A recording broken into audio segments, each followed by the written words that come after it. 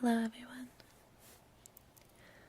Today I wanted to share a scary story that I was told for the first time when I was 14 and a freshman in high school. I went to high school here in Arizona, and my teacher, Mr. Hermansky, was famous, I guess you could say, around the school for telling his Kimberly story. Supposedly, this was a real story that happened to him, and every year around Halloween he gathers anybody in the school who's willing to listen, which is basically the whole school at this point, I think. It's been a while since I've been in high school, but I'm pretty sure if I were to go back that he'd be telling most of the school every year. It was very famous, and now I've noticed that a lot of transcriptions and recordings, well, not a lot of recordings, but I think there's one recording of him online. It's getting pretty popular. So I think it's really cool that I was able to hear it from Mr. Hermansky himself when he was my history teacher back in high school. I wanted to tell his story ASMR style, and I hope that you all enjoy the scariness. And I do want to mention that the story is graphic. So I'm gonna put that warning up front. If that's not your thing, then just a heads up. Other than that, enjoy. This happened when I first started teaching in El Paso, Texas, where I worked at Walter Clark Middle School. There was a young lady named Kimberly in my classroom. She was very quiet, very shy girl. She was in my class for about 2 months when she disappeared. We didn't know what happened to her. So we contacted the counselor and said that we hadn't seen her in about a week. The counselor said they had tried to contact her parents, couldn't get a hold of them, and were assuming they had simply moved away. And that was all that could be done. I guess it was about a month and a half later I was teaching, and the door opened. I could tell by my students' faces that something was really wrong. I turned around and, you need to know. Kimberly was not a very big girl to begin with, but now she really looked bad. She had a long white dress on, and it was dirty. Her fingernails were yellow. She looked starved, and her eyes were sunken into her head. Her hair, which was usually long and pretty, was matted and dirty. I turned to her and asked, "Kimberly, what's wrong?" And she just stared right through me. I repeated myself, "Kimberly, what is wrong?" She looked down at her hand and she started to rub it and said, "Poor Kimberly, poor Kimberly." I said, "Kimberly, what happened to you?" But she just kept rubbing her hand, so I called the office to get someone to watch my class while I took Kimberly to the nurse. When I got there, the nurse was shocked and said, "Oh my God, who is this? What happened to her?" I said, "This is Kimberly. I have no idea she showed up in my class this way." And the nurse immediately called 911 for the police and an ambulance. Now, at Walter Clark Middle School, each student was allowed to pick a mentor, and Kimberly had picked me. So when the police officer showed up, I was one of the main people to talk to them. His name was Johnny Guerrero. Now Johnny is still a police officer in El Paso. And because of this incident, we became friends and are still friends. Now, a note about Johnny. He is a very tough man. He's been a cop for years. And well, I don't believe in ghosts. Johnny does. He believes in everything. So, as Johnny and I are talking, we agreed that Kimberly needed to go to the hospital, first thing. And second, we needed to try to locate her parents. So, at the hospital, they find that she is very malnourished, in a state of shock, and they believe she is insane. And because she is insane, they take her to Alpine, Texas, where there is a facility to help people with severe mental problems. About a week later, Johnny calls and invites me to come with him when he goes to see Kimberly's house. Now, she lived in a small little town right outside El Paso called Fabens. Now, Fabens is an old town that is mostly abandoned. And very few people live there anymore. We get to Kimberly's house, a 3-story red brick, narrow house. And to get to the door, we had to walk up these old, crumbling steps. Johnny's already looking spooked, but we get up to the door, and he goes to open it, and it swings open. We walk in, and the first thing I notice is the smell. It smelled dusty, like no one had lived there for a long time. And it was very dark in there. When you walk in, there's a great big living room and a set of stairs that lead to the 2nd and 3rd floors. So we go up the stairs, and on the 2nd floor was her parents' room. Nothing had been disturbed. The bed was neatly made. Clothes were hung in the closet. So we go to Kimberly's room on the 3rd floor. The only evidence that someone had been there was the bed. The blankets are folded back, but other than that, it was a neat room. So we finally went back down to the 1st floor, passing the living room. We go through a hallway into the kitchen, and there was a funny smell in there. While Johnny is looking around for evidence of some kind, for some weird reason, the refrigerator caught my attention. I went over to the fridge, opened the door, and the smell almost knocked me down. It was terrible, but I swung the door open, and inside the fridge, nailed to the door, was a dog.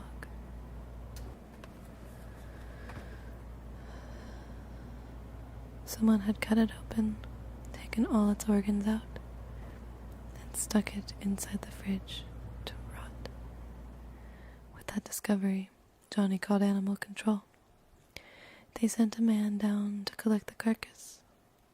As the animal control officer was leaving, Johnny and I walked him out, and Johnny told him to keep him posted on the necropsy,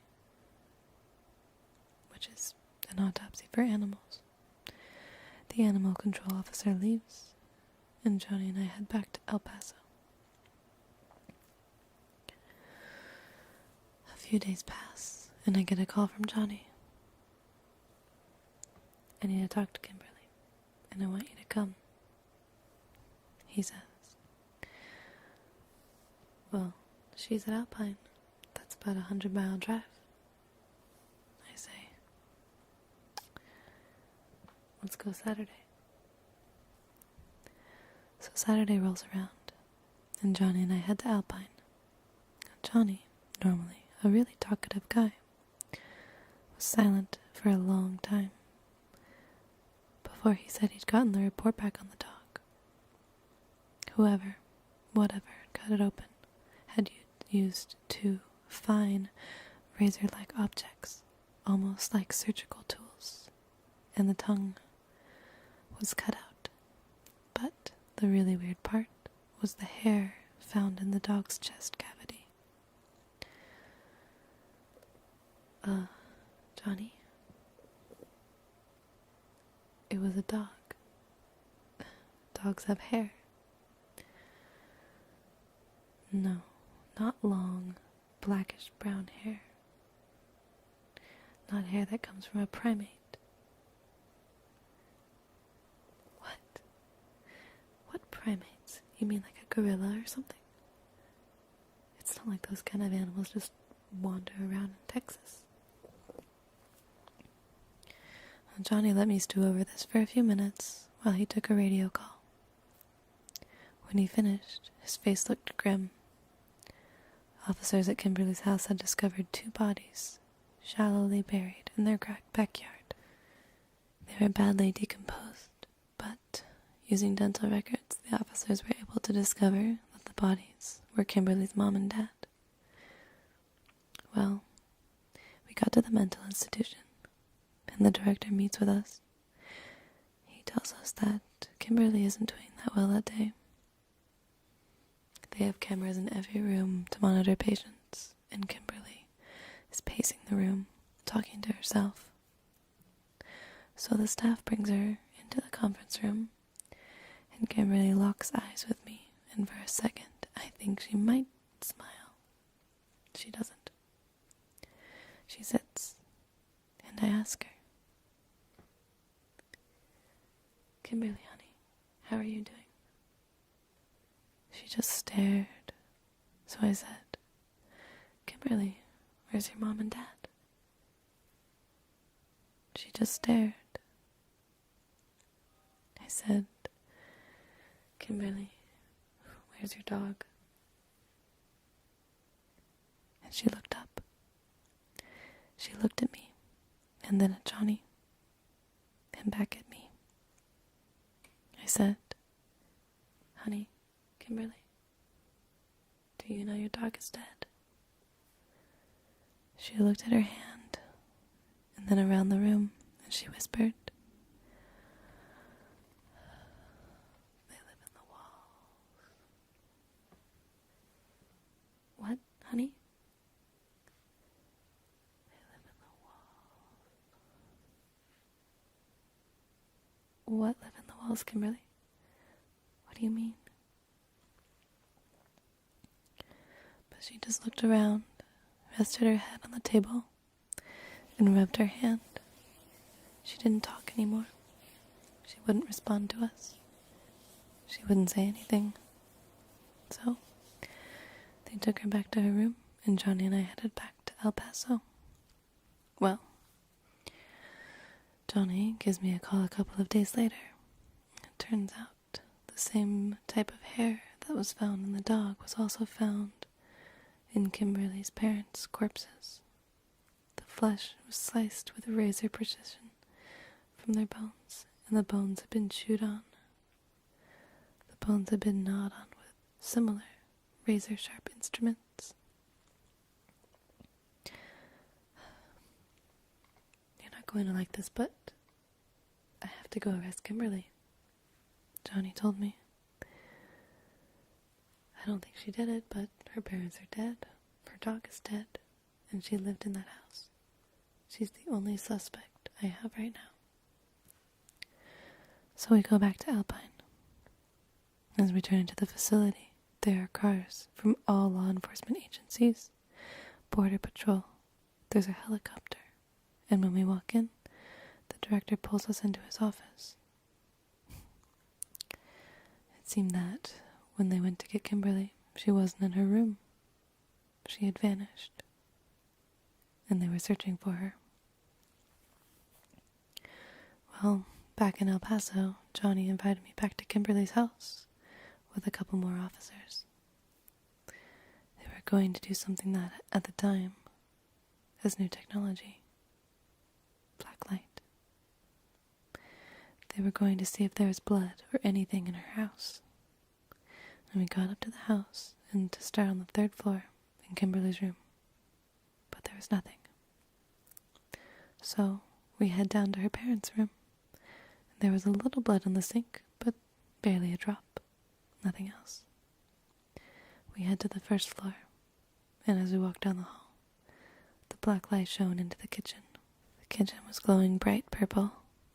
Blood had been splattered, smeared, and spilled everywhere in that room. Even the ceiling had blood on it.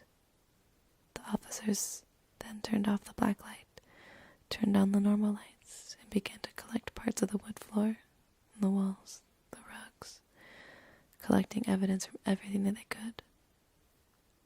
From just the kitchen, they gathered human blood, animal blood, and fragments of bone. They even found a couple of fingernails embedded into the brick walls where someone had tried to claw their way out of the kitchen. It wasn't that surprising, given how much the kitchen had glowed in the black light. One thing was surprising, however.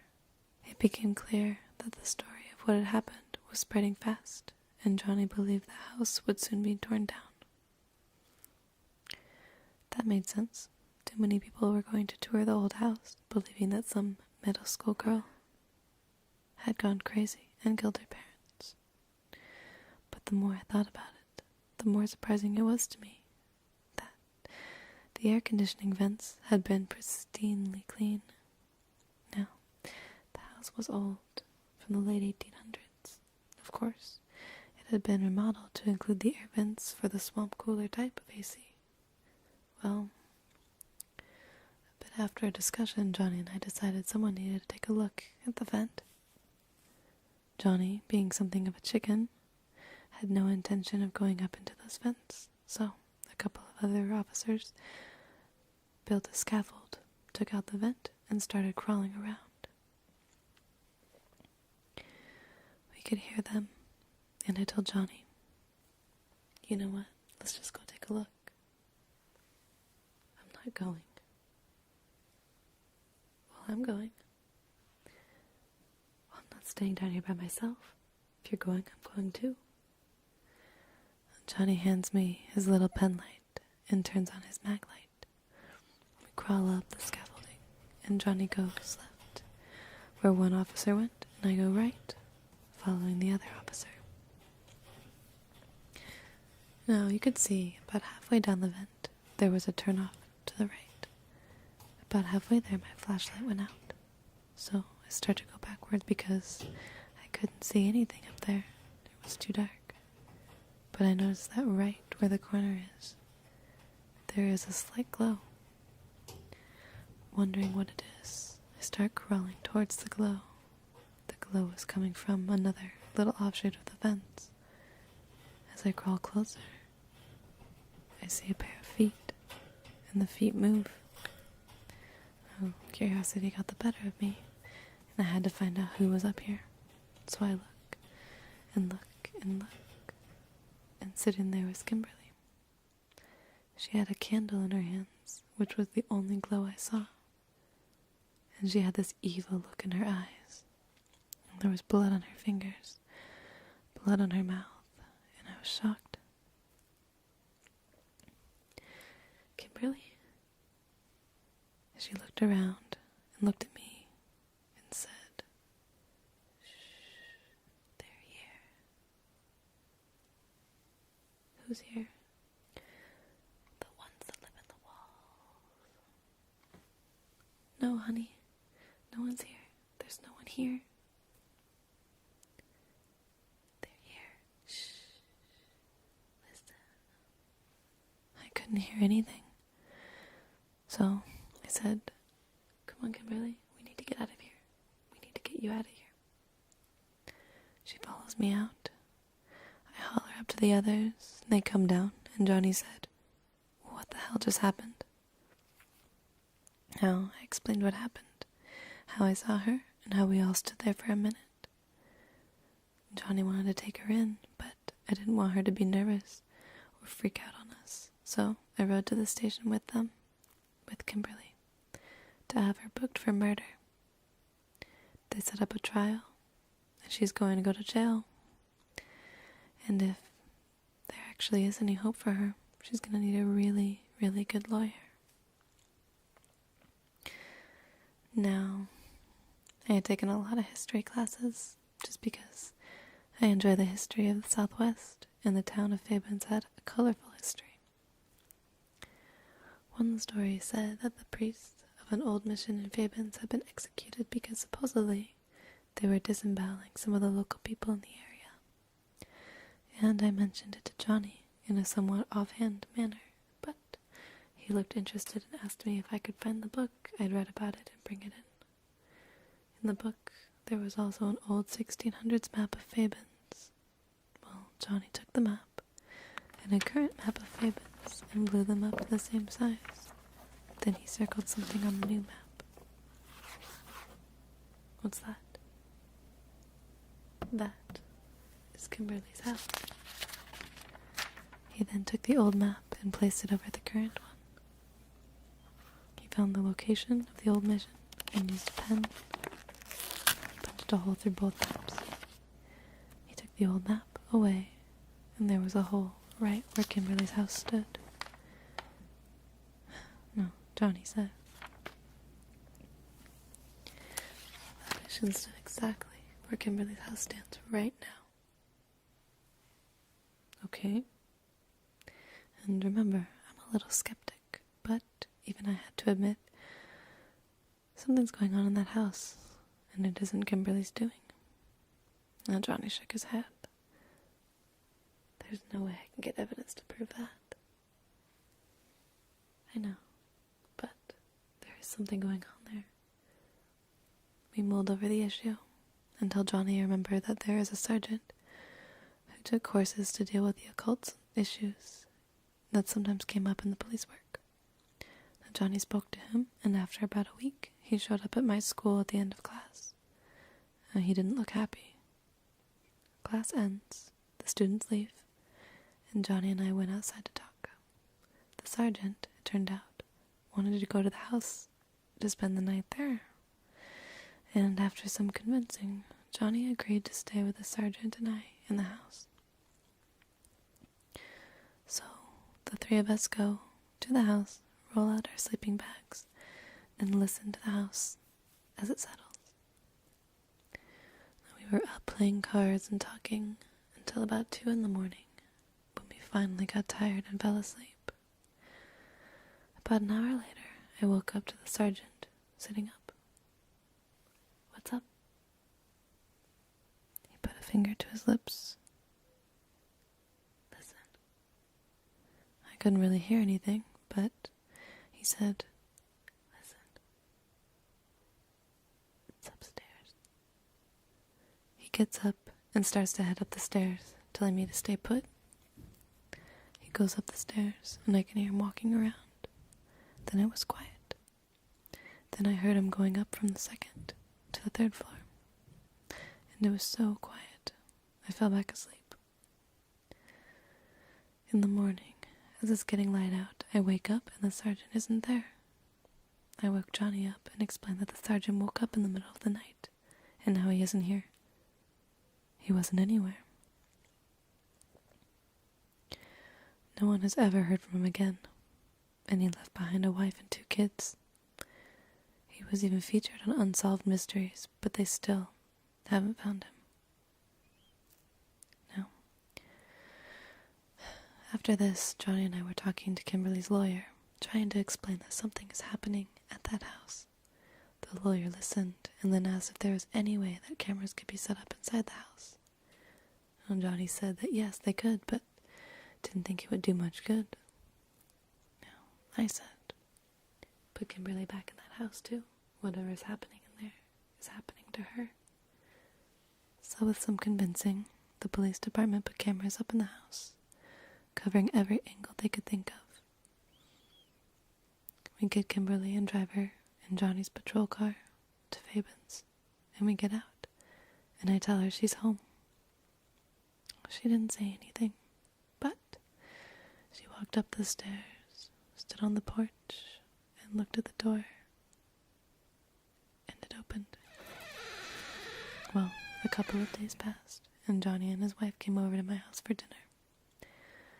And we talked about what was happening in the house. Not much, as it turned out. Kimberly would walk around, eat a little, and all the time her lips were moving. was a surveillance team. They watched her. They took notes. But nothing happened. Johnny and I decided to take over for the guys who were watching for a while, let them get something to eat, and just kind of watch the screens. So we get in the surveillance van and are just watching the monitors. And it's about midnight. In front of the screens, on the little desk, is a notebook where the officers can record anything that happens. Johnny starts flipping through it, and most of the notes are that Kimberly got up, ate, walked around, etc. Then he mentions something about a dog. What dog? Just a dog. It says here that it walked around. Johnny, the dog's dead.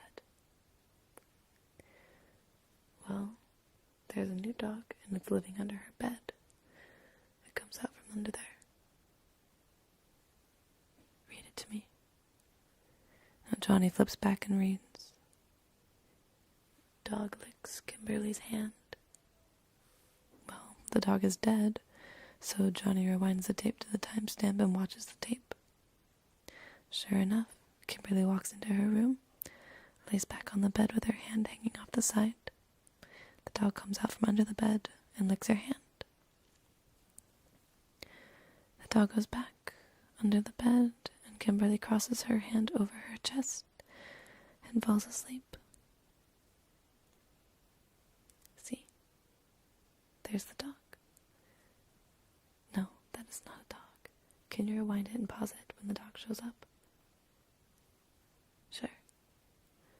Now he rewinds and pauses the tape when the dog is there. Look. Look at the eyes on that dog. That is not a normal dog. The eyes looked like human eyes.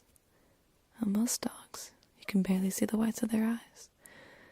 But this dog, it looked like a person's eyes. Then, when we play the tape again, the tongue was this long, skinny serpent tongue that wrapped around Kimberly's hand and was gone. And as we were talking about how weird the dog was, from the corner of my eye I saw some movement on one of the screens. Kimberly was standing up. She walked to the corner of the room and stared straight into the camera. She stood there looking at the camera for several seconds, when suddenly the camera froze. Watch the other cameras. Make sure she has not left her room. I was, and she hadn't left her room, and all the while Johnny was trying to fix the camera. All of a sudden, the van just rocked about 2 feet, as though something had hit it.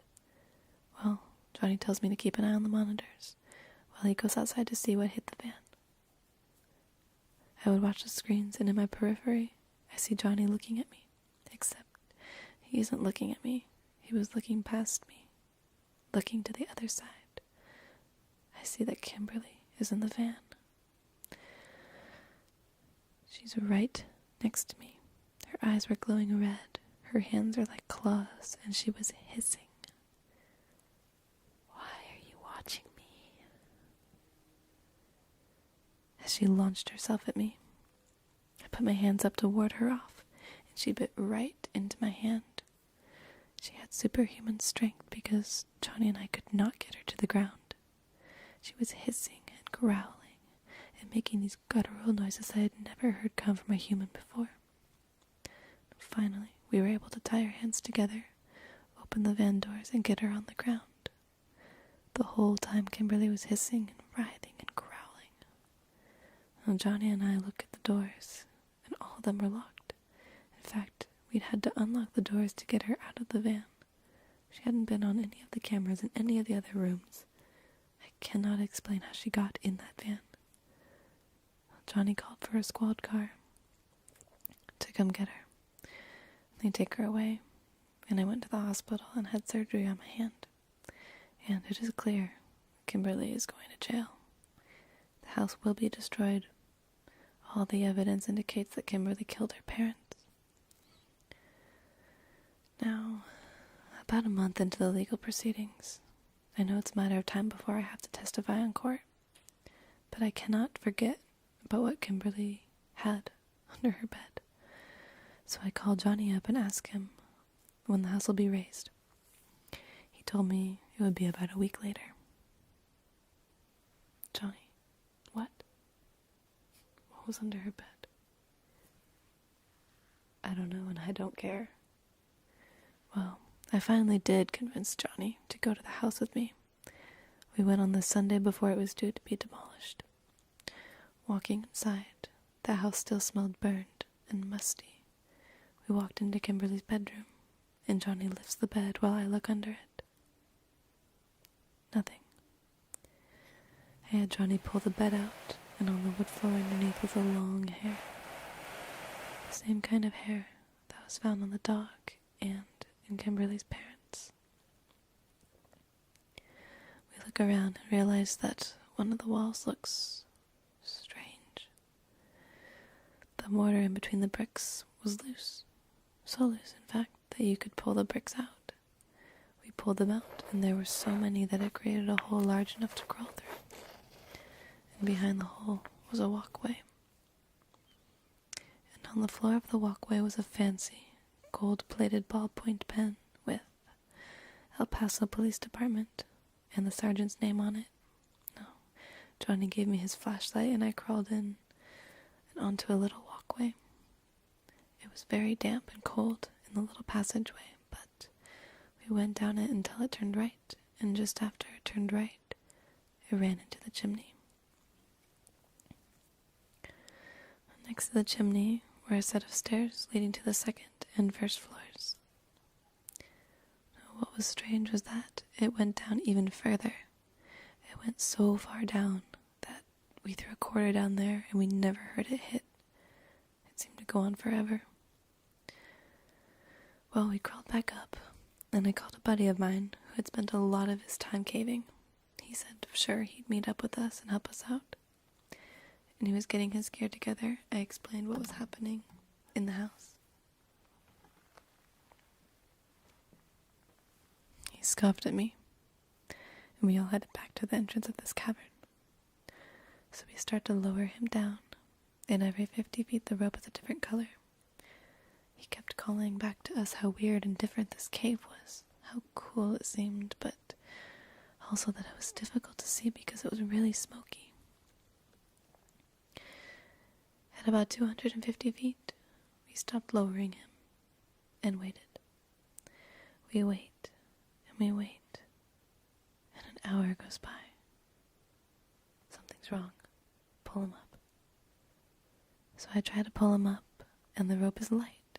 He's not on the rope. We start cranking the rope up as fast as we can, the whole time we are yelling to him. But we get to the end of the rope. It's wet. The harness he was wearing is gone. Johnny turns on his flashlight, and the rope is wet because it's covered in blood. Of course, at this point, Johnny called the police department, the fire department showed up, and the decision was made to remove the house and to see if this cavern could be explored. Search and rescue came with the crew, and they went down into this natural cave. They never found a body, never found a harness. What they did discover was that the cave was large, about as wide and as long as a football field. There were also many smaller caves that connected a seemingly endless web. They couldn't explore those caves because each cave got smaller and smaller. Each time the team would come back up, they were covered in superfine ash. Now, eventually the city of Fabian selected to seal the cave, covering it with concrete, with a chain link fence surrounding it topped with razor wire. I wish I could say this is where the story ended. Kimberly did go on trial, although the trial was moved out of El Paso because no one would have been on that jury. It was moved to Arizona, and Kimberly was found guilty and sent to a women's prison. It was at that time that I moved to Arizona, and I've been living there for about a year and a half. Johnny and I had kept in touch, mostly just mundane stuff, but also talking about how weird the whole Kimberly deal was. At one point he was heading to LA with his kids on vacation, and he stopped by. And His family stayed with us for a few days. But their first night we were all at dinner and he said, "So did you hear about Kimberly?" What? No, I don't even start. No, really. Did you hear about what happened? No, what happened? Kimberly had been in solitary confinement in the prison. She was a year into her sentence when she requested a cellmate. She had been doing so well that her request was granted. The morning after, her cellmate had been moved in with her. The guards noticed that there was only one person in the cell. They opened the cell, and on the bottom bunk was Kimberly's cellmate facing the wall. When they turned her over, it was clear that something had used 2 fine razor-sharp objects to disembowel this woman. Her tongue was nearly surgically removed, and in her body cavity they found a single long hair. In the corner of the cell was a hole where someone had, from the outside, removed a brick. They were able to follow it as far as the sewer line.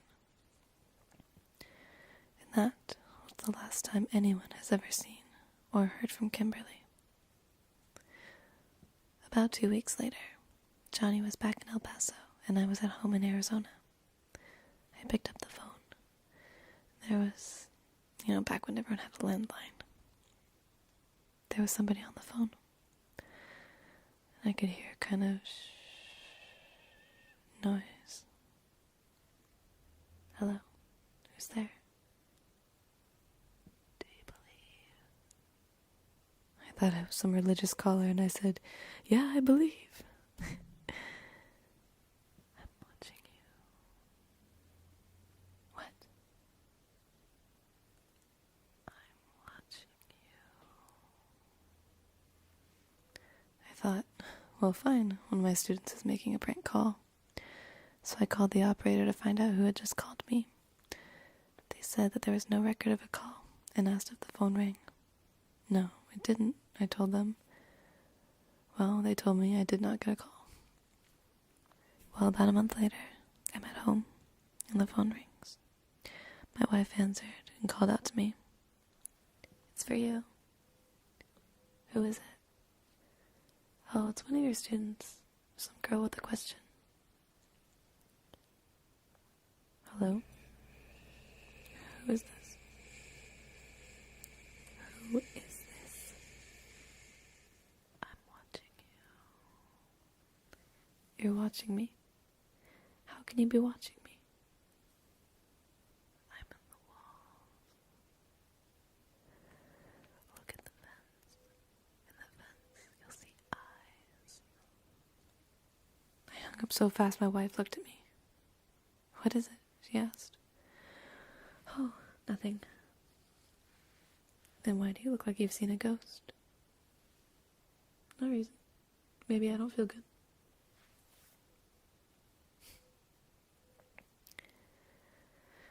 About a week passed, and I came home from work, and my wife was sitting on the couch, not moving, barely breathing, waiting for me. I barely walked in the door when she said, "You told your story today." It wasn't a question. She took me upstairs to our room, and the air vent was hanging open. She had heard a noise, went upstairs to check on it, and found the vent hanging off the wall.